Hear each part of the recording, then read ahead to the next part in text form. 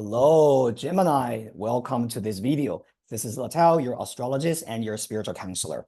From this month, July, I'm going to do the monthly reading for all the 12 zodiac signs. Gemini, you can expect at least there will be one, a general reading for you guys. And also, I'm going to continue to do this every month, right? And in these readings, I'll be focusing on 3 different areas in your life and give you some general guidance about that month. And for today, we're going to talk about July for you as a general advice. We're going to look at your general energy for sure. And also we're going to look into the details about your career, professional development. And the second area would be about your interpersonal relationships. And that includes your romantic relationships. Now, for some of you, this could be about family relationships or friendships, right? So this is about how you interact with the people around you. And finally, we're also going to look at some advice from your spirit. Now, this could be about your spiritual health or an extra advice for you and how you can maneuver through the months with flying colors. Okay, so with all that being said, let's get started, Gemini. And by the way, it's kind of interesting. I just wanted to let you guys know. Yesterday, I was talking to someone and she was like, oh, I'm a Gemini and I don't like it, this and that. And I'm just thinking, let's not discriminate, all the 12, zodiac signs have their strengths and weakness. Let's not say, oh, I don't like Gemini. I don't like, Sagittarius, things like that. There could be, it could be possible that maybe you're meeting, a lot of people and they might surprise you, right, with your zodiac signs. But anyway, with that, all that being said, Gemini, you guys are actually one of my favorite people. So let's have a look. Now, your general energy for July is Venus, okay, the goddess of love and beauty. Now, we're going to continue to pull 3 more cards. Let's see for your career, professional development. You've got the Sun, beautiful. Apollo. For your love and relationships, Gemini, you have got Pluto. And for your spiritual health and your spiritual guidance, we have got Hercules. Now, let's go to your tarot, okay? So we're also going to shuffle the deck and we're gonna pull some extra cards for these 3 areas of your life and see what's the energy there. We have got a star, beautiful. We've got Page of Wands, okay? We also have got the World. Okay, interesting. Let's have a look.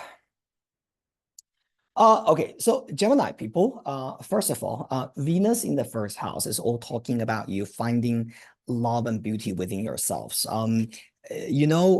When we talk about Venus, right, the first thing that we tend to think of is, oh, I'm gonna fall in love with someone, or, I'm gonna be in a relationship and things like that.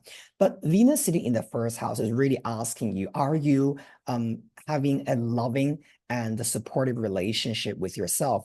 Are you your own best partner first? Venus sitting in the first house is all about understanding your value, understanding your beauty. In a good way, this could be about you being able to use your own sense of beauty and diplomacy to attract the right opportunity and people to you, right? Because that's what Venus is very good at doing. But at the same time, sometimes we might also care about how we're being seen by the outside world a lot. Sometimes that could even hinder our progress, right? Because we always, tend to be a little bit, bothered by whether we're being liked by other people, whether, what other people think of us, whether they agree with us, whether they think, we're nice and we're sweet. And if they think I'm nice and I'm happy, and if they don't like me, I can't stand the idea that someone doesn't like me, right? Things like that. So Venus tells you to always try to find that inner value and the inner core within yourself. And that's where really your beauty will shine through. Now, with your career energy, I like this a lot. For some of you guys, you might be working in something that is very creative, okay? Venus with the Sun, this is bright, this is beautiful. So if you're working in an industry that is related to art, beauty, fashion, creativity, right? That kind of stuff. This could be very, very good for you. The sun in your career also tells you that it's time for you to really come out of the your shadow. And if you have opportunities, let's say to do a public speaking, you're able to come out of the dark zone, and you can stand in front of everyone and let everyone see you and let everyone clap for you. This is really a good time. And so I would really encourage you guys to take the center stage and to let other people or let the society see you. And don't just be afraid. Don't hide behind the curtains in a professional setting. And this sun card sitting together with a star is, I see this combination as stardom. Really, this is the time for you to shine, right? So I feel that, okay, it's kind of interesting because Aries people also got very strong career energy this month as well. I think for you guys, Gemini, this is a month for you, right?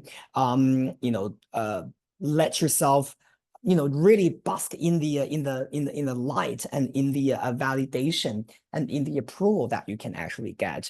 And if you're hesitating about whether you should show your product, show yourself, or show something to the general public, I really think this is a time. All right, so this part looks amazing. Now, when it comes to love and relationship, you have Pluto in there, okay? And this is the same card that Taurus people also pulled for their relationship.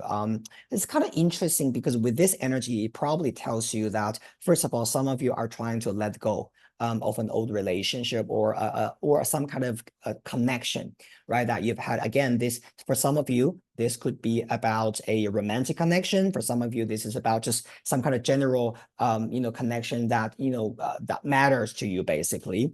However, apart from that Taurus energy that I said, right, about letting go, bearing the old relationship that you no longer need, there's also something related to kind of like a if you don't mind me saying, yeah, some of you guys might be even having a little bit secretive relationship with someone.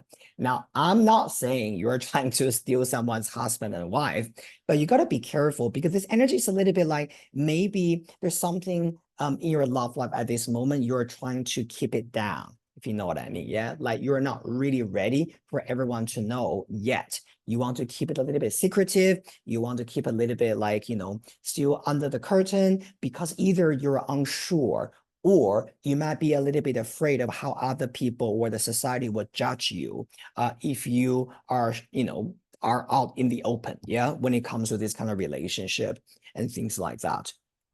But coming back to what I said about this Pluto energy, Pluto is all about transformative power. And so for those of you who are also in a relationship, this is saying that if you believe that your relationship is the right one for you, this is also asking you how you are going to transform your sense of love and how are you going to deal with a relationship differently compared to what you did before, okay?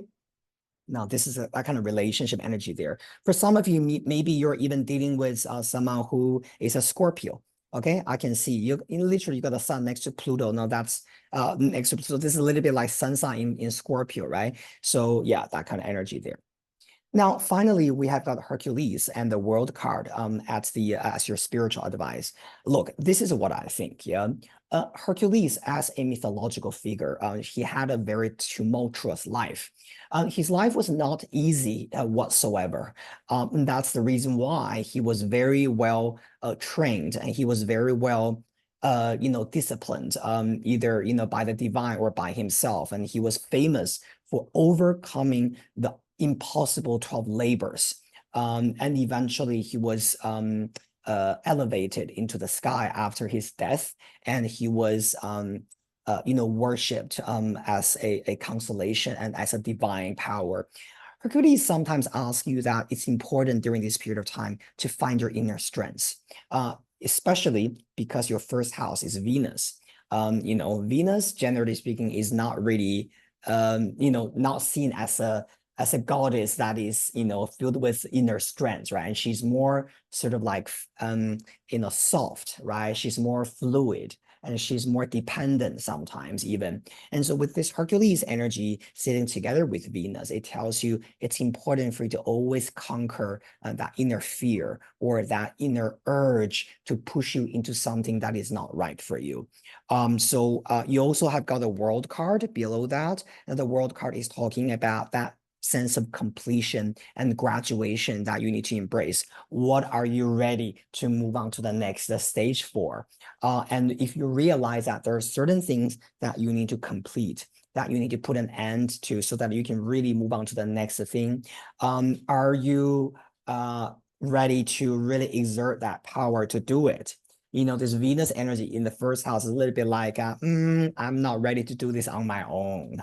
I need someone to help me. I need someone to support me. But the Hercules says, actually, the God of strength is already in you, right? And whatever that needs to be completed and whatever that you're going to welcome is going to be there sooner or later. So it's always important that you believe in the values. And this comes back to what I said at the very beginning of the session. What is your own value, and how do you see your own inner beauty there? And if you believe that you're truly the Aphrodite actually, and you believe that she's in you, you will have the strength to overcome those inner fear and desires. Okay, so this is reading for Gemini people for July. I hope this is helpful, and I will see you guys very soon in the next video. And by the way, remember to subscribe and hit like, if you like this channel, and that will really help me to produce more and more videos for you guys. Have a wonderful month. See you next time.